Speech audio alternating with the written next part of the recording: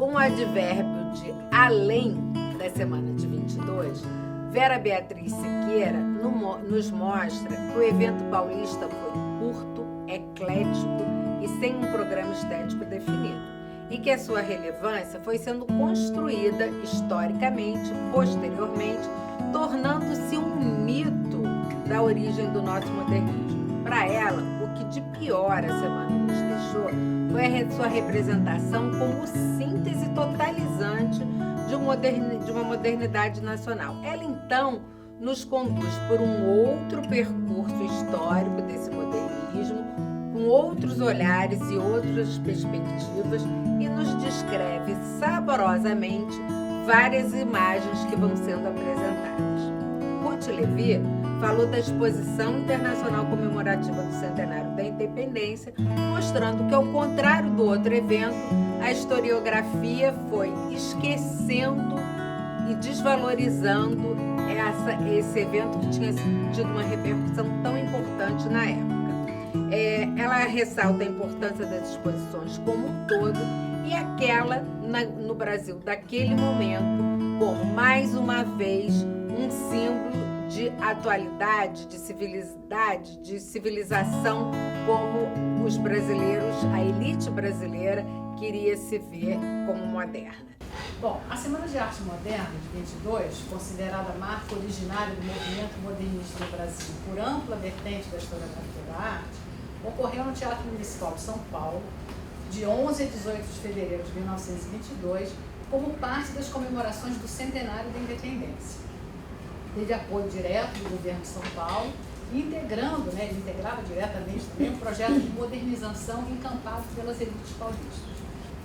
Com esse apoio da burguesia ilustrada, de tradição rural e com sonhos de modernidade, foi se organizando um evento que servia, antes de tudo, ou antes de qualquer outra coisa, para materializar a perspectiva, ou o sonho, ou o desejo de um Estado rico e moderno e de uma capital comparável às grandes metrópoles.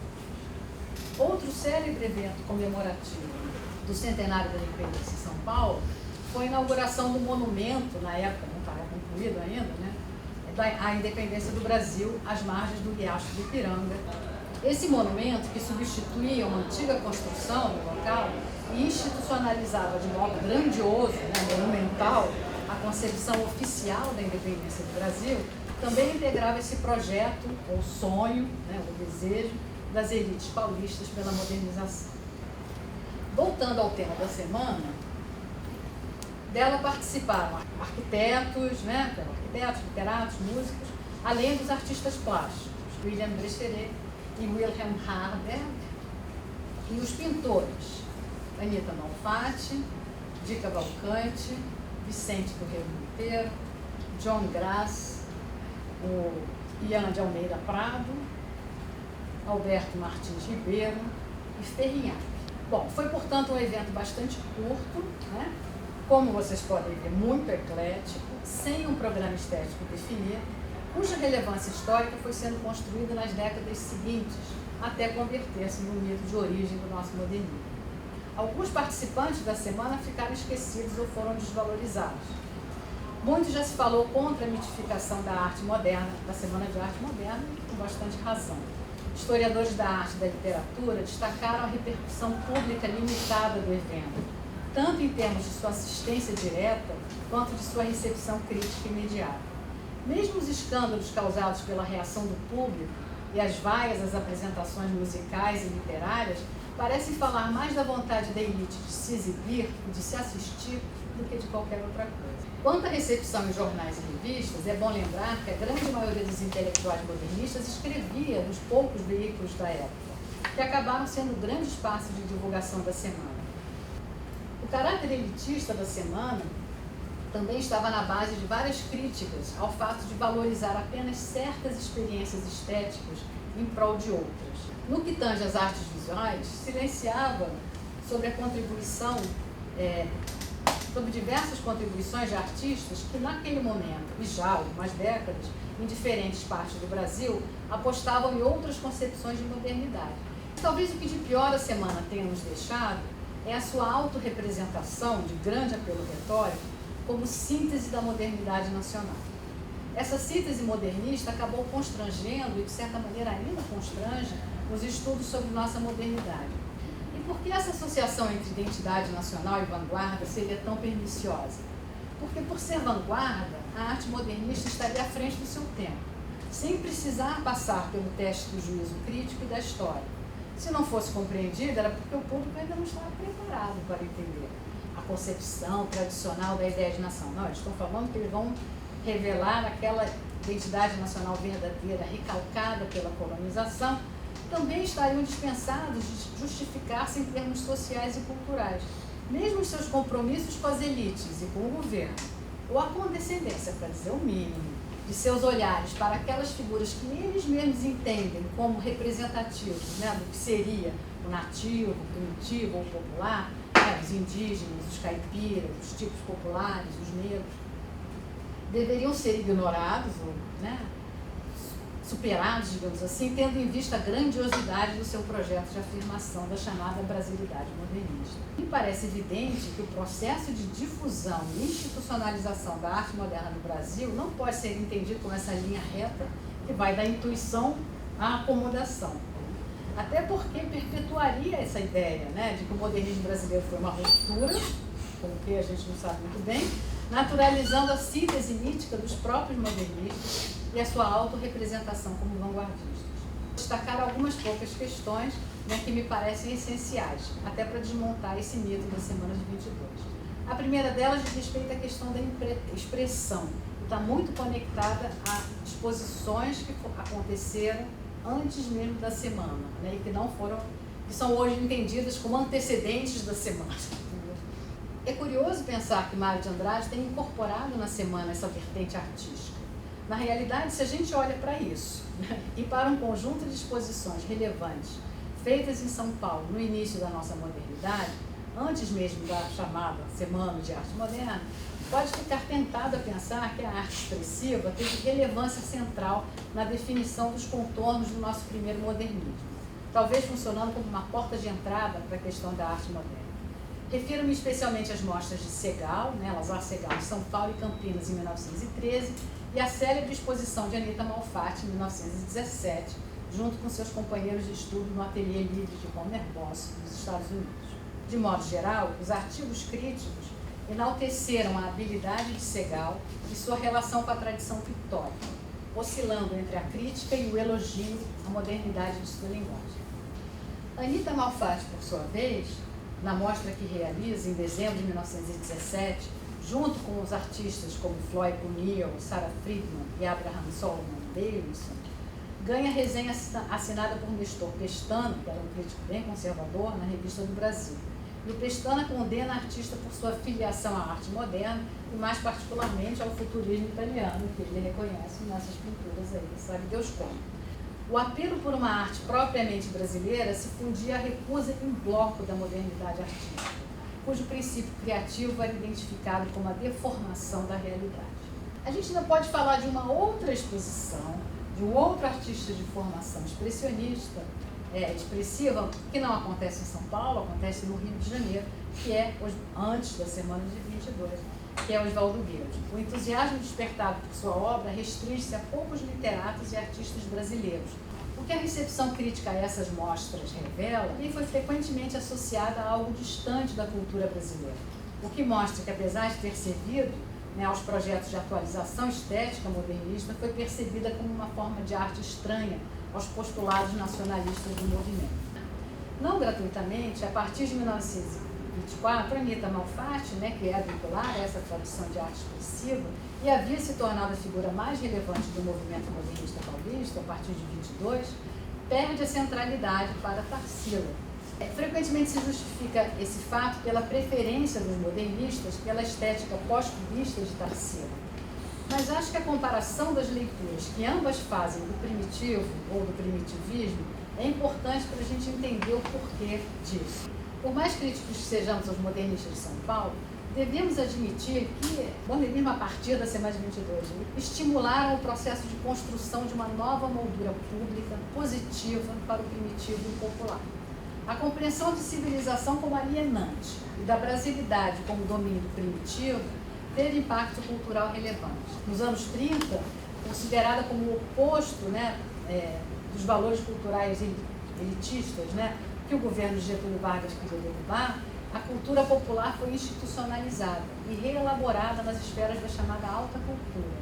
Um caso a destacar também é o de Di Cavalcanti, que entende, né, como Tarsila, que o caminho para o reconhecimento no Brasil e no exterior passa pela adoção dos temas nacionais. É de 1925 a tela samba, essa que está aí no meio, né, que funciona como uma porta de entrada para seus temas mais caros.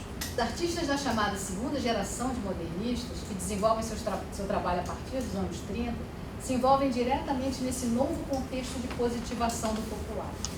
O interesse de ganhar pela cultura popular se revela não apenas no assunto da cultura, mas também no afeto com que explora alguns elementos visuais. A incorporação afetuosa da cultura popular é o que também vemos nas telas iniciais de Roberto Burle Marx. José Pansetti, por sua vez, se torna um dos responsáveis pela consolidação das conquistas pictóricas modernas. Sua atração espontânea por Gauguin o leva a desenvolver a empatia com a brasilidade, ainda que sua pintura não seja nacionalista. E conclui o nosso percurso a obra de Alfredo Volpi, que talvez seja de todos os artistas modernos o que se manteve mais próximo do universo popular. Mas creio que podemos concluir, a partir desse conjunto pequeno de artistas e obras, que a arte moderna brasileira alcançou seus melhores resultados quando compreendeu que precisava dar certo por si mesma, como veículos de indeterminação e não como projeto nacional, como estratégia para forçar os limites e não para estabelecê-los. Enfim, quando foi em tudo oposta ao que se pretendia ser na Semana de Arte Moderna.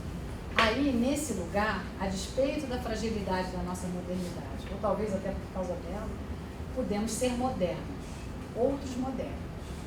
E agora a gente vai para um evento que tem umas características bem opostas ao que a gente acabou de ver, que é um evento que teve uma relevância enorme na ocasião em que aconteceu. As exposições continuaram sendo feitas, são feitas até hoje.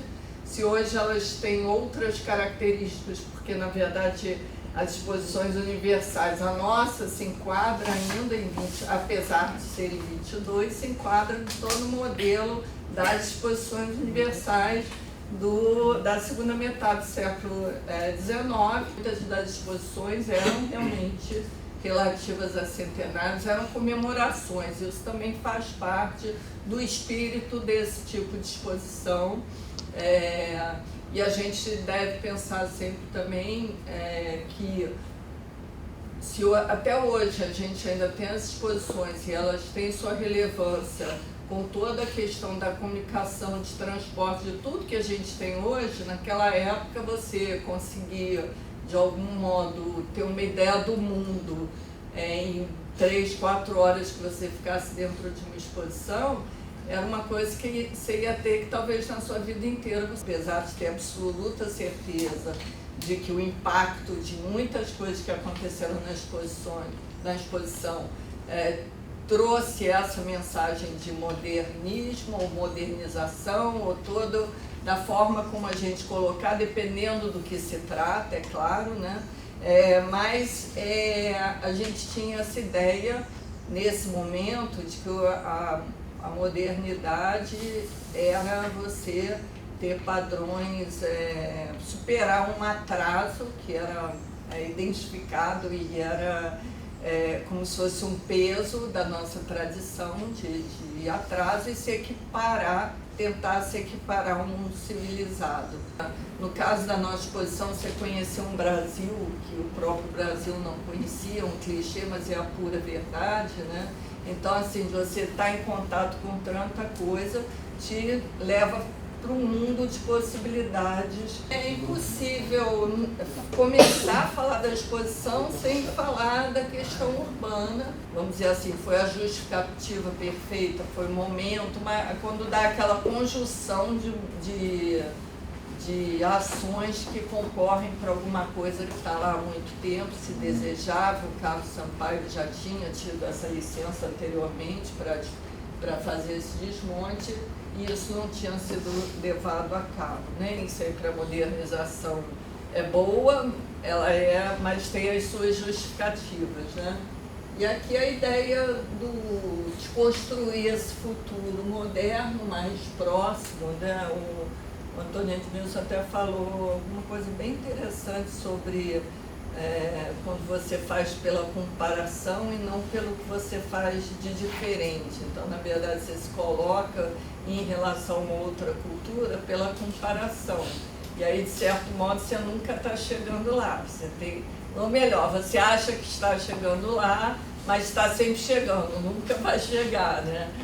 E aí a exposição, particularmente, ela vai representar uma oportunidade profissional muito expressiva para os arquitetos cariocas, especificamente, obviamente, para um grupo de arquitetos, mas que quando vem a exigência de que os projetos e a construção dos pavilhões da exposição fossem feitos por arquitetos, isso é uma coisa muito relevante nesse momento, que os arquitetos se sentiam realmente espremidos entre os engenheiros e os que se chamava na época os empreiteiros, que eram os antigos mestres de obras, a quem boa parte das obras eram dadas a fazer, às vezes até sem projeto, ou muitas vezes com projetos, mas que para os arquitetos aquilo fazia com que a cidade fosse essa cidade mal ajambrada, sem planejamento, sem nada. Aqui eu coloquei os mapas da exposição, só porque eu não tenho certeza se todo mundo tem muita ideia do que era o espaço da exposição, mas para se ter ideia, por aqui é um pavilhão da França, que é o Petit Trianon, que está lá até hoje, na Presidente Wilson. Então isso nos dá uma ideia, aqui o Palácio Monroe, então dá uma ideia do que era a Avenida das Nações, que ia lá até onde hoje é a ponta do Museu Histórico. Essa parte era chamada de Avenida das Nações, onde estavam principalmente os pavilhões estrangeiros enfileirados, e a outra seção que era chamada Seção Nacional, ou Seção Norte, onde estariam os pavilhões brasileiros. A exposição foi decidida no ano anterior e simplesmente quando ela tinha que abrir as coisas não estavam prontas, entendeu? E realmente no final de 22, início de 23, tinha muito pavilhão que não tinha sido inaugurado ainda, entendeu? Só viria a ser inaugurado quase quando a exposição já estava sendo prevista para fechar. A data, inclusive, da exposição, do fechamento teve que ser adiada, era para acabar em março, acabou em julho. Aqui estão alguns pavilhões nacionais. Que aí vem um debate arquitetural, que eu não vou me alongar, mas que é a questão dos estilos do ecletismo, ainda totalmente dominantes, versus o neocolonial, que era a ideia de uma busca de raízes, havia uma exigência de que alguns seguissem o estilo colonial, como era chamado na época, buscando.